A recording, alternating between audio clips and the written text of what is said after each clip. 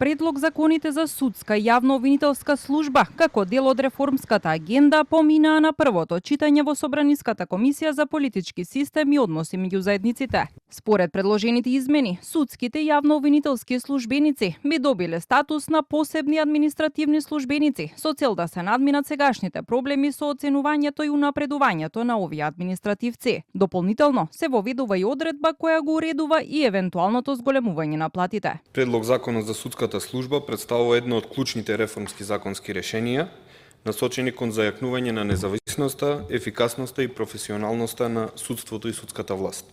Иако во изминатата деценија повеќе пати беше изменуван и дополнуван, неговата примена покажа сериозни ограничувања, слабости и недоследности. Сепак, првото читање помина во атмосфера на политичко препукување, бидејќи според представниците од власта, опозицијата е против реформските закони, додека пак опозицијските пратеници се на ставот дека законите не се доволно квалитетни и ќе бидат вратени на доработка. Реформската агенда бара подобрување на платниот систем и на статусот на судската служба. Министерството за правда наместо тоа носи нов закон со кој се создава централизирана кадровска структура.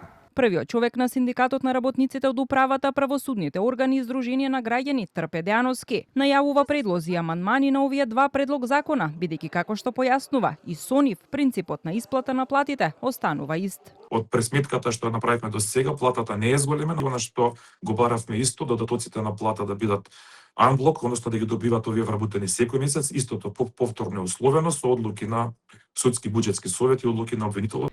Како што потенцира предлагачот, односно владата, овие предлог закони се подготвени согласно стратешките приоритети кои ги налага реформската агенда во дел од владење на правото во рамки на фундаменталните вредности. Преку овој чекор кој требаше да биде завршен до јуни минатата година, а со грејс период до јуни годинава, ЕУ налага да се регулираат платите на судиите, обвинителите, како и на судската и обвинителската служба.